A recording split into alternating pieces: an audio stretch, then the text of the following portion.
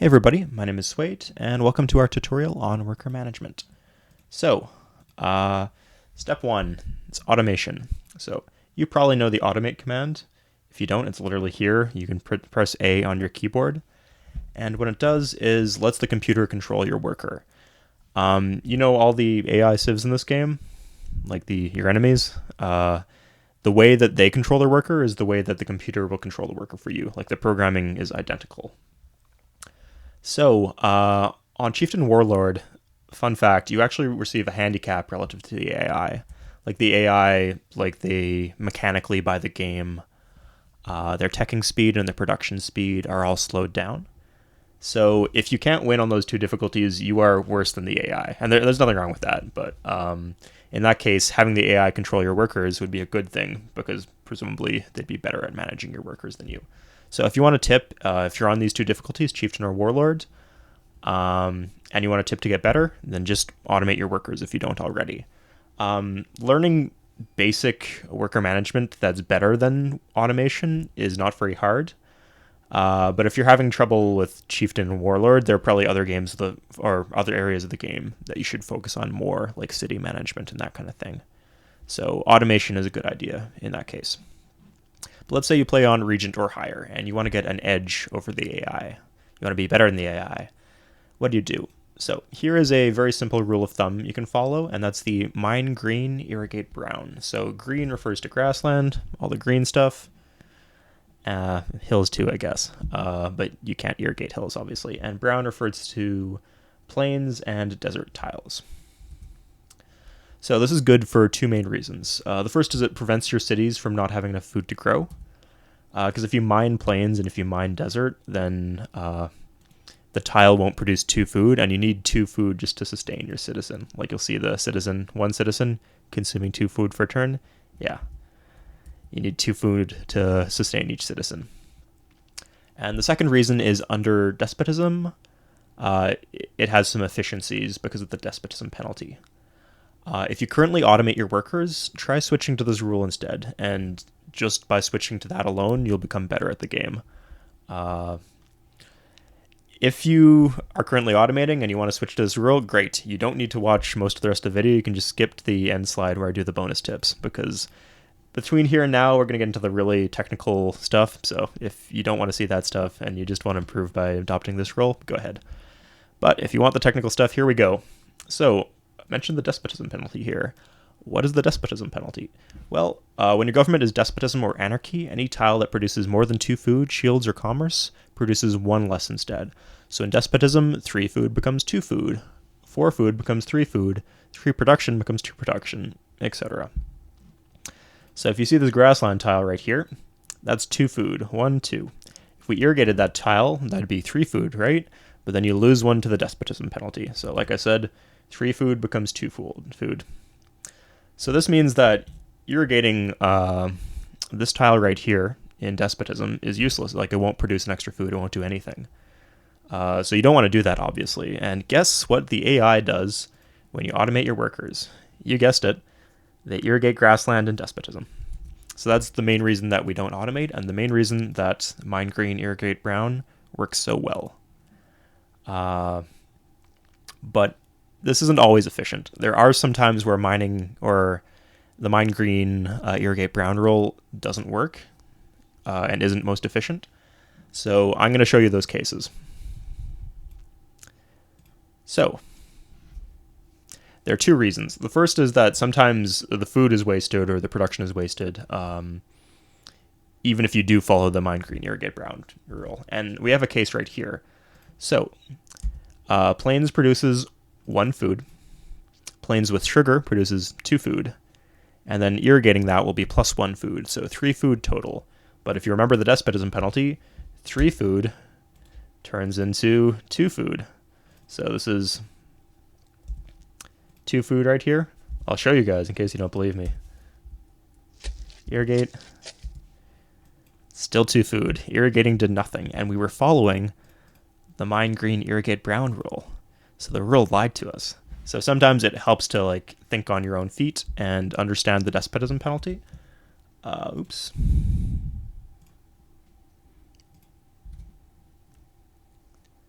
just so you can get those little efficiencies out of things. So that's one of the reasons. The second reason is sometimes you will produce like an extra food or an extra shield by mining the grassland tile, for example. But you'll also produce an extra food by irrigating it. Like you have the choice where both are effective. So in that case, you need to decide. An example would be cow on grassland. So cows give +2 food. Grassland are 2 food. So that's 4 food minus 1 due to the despotism penalty. If you irrigate that, you get 5 food, which is 4 in despotism. And if you mine, of course, you get the extra shield. So you can choose, do you want +1 food or +1 shield? You might think that it's like a personality preference, which one you prefer, and that they're both equal. Well, I'm going to take a definitive stand on this issue and say that food is better than shields, with some caveats. So you have to actually be using that food for the food to be better. And there are several cases where you can't use the extra food. Like, if, for example, if you're at size 6, your city's not on a river, and you don't have an aqueduct, then your city can't grow. So your surplus food is actually useless in that case. So in that case, you would want to mine and have the more food mine and have the more shields rather than the food. If you have a happiness problem, like a serious happiness problem, a lot of times new players think they're running into happiness problems, but they can actually be solved quite easily using the happiness slider or using military police. So that just means that little happy face here from having a military unit in your city. But if you're like in a situation where like you're at like 30% happiness slider and you're still having issues, maybe you should like focus more on shields in that city than on food. But none of the above, and this all applies, like if your city isn't growing because you keep on building workers, that's fine. You still want food in that case because then you can build more workers faster. But if none of these 3 things are the case, then food is better than shields, like I said. So if you have to choose between +1 food and +1 shields, take the food. So in my games, you'll see that if I spawn next to a cow in a river, I'll always irrigate that cow instead of mining that cow. Because having 4 food at the beginning of the game is just so much more useful than having an extra 2 shields. That's because food is you'll notice, food is kind of hard to get due to the despotism penalty. So, yeah. Oh, and all of the stuff I'm talking about now, this only applies in despotism. Of course, the phase of the game where you're in despotism is the most important of the game in terms of like growth and snowballing your civilization. So you should manage your workers to focus on the early game. But once you switch into another government, you can go ahead and like you can irrigate this bonus grassland and it'll produce 3 food because you don't have the despotism penalty anymore. Great. If you really wanted to get into the game, you should memorize tile yields. So 1 food, 1 shield for plains, 0 and 1, 2, 0, 2, 1. And these are the luxury and bonus resource extra yields. So for example, if you have a deer on plains, that's 3 food, minus 1 from the despotism penalty. So because it's 3 food, if you irrigate that, that's 4 food. So you do get the extra bonus food because it's 3 after the despotism penalty. So in that case, you can either mine or you can irrigate. And if you irrigate, like I said, generally the extra food is better. But if instead you had cow on plains, that's 3 food and 1 shields. So 2-2 in despotism. So in that case, irrigating will be 4 and 2, which turns into 3 and 2 due to the despotism penalty. But if you mine instead, that's 3 and 3, which turns into 2 and 2. So mining a cow on plains in despotism actually does nothing. So in that case, you always want to irrigate the cow, or if you can't irrigate because you have no fresh water, then just road the cow and then don't mine it until you switch governments. The one caveat. What on earth happened here? +1 shield. And note that agricultural civs kind of make things complicated with the +2 food irrigation from desert. So for example, as an agricultural civ, you do want to irrigate an oasis, whereas as a non-agricultural civ, you want to mine an oasis. That's really weird, but that's how it is. Anyway, you should get used to these, the tile yields. They're pretty simple once you have them memorized. And bonus tips. I'm sure this is what you guys have been waiting for. This applies whether you're, I mean, I guess if you're automating your workers, you can't really use the bonus tips, but even if you're using the mine green, irrigate brown rule, you can definitely make use of these tips. So the first one is do not move your workers in a stack in the early game. Somebody actually asked me about this in the comment, and I'll show you why that is. So we'll move our workers here. So let's say this worker didn't exist. We hadn't built it yet. So it takes one worker. Yeah, I'll show you guys this way. So this takes 3 turns. This takes 2 turns. So you use twice as many workers, but your workers don't work twice as fast. In that case, just because it's 3 divided by 2, and then it rounds up to the highest number in terms of how many turns it takes for your stack to complete the action. The second point is one you might not actually suspect. So we'll do this. We want to road 3 tiles. How long does that take us if we move our workers separately? Oh no, what did I do?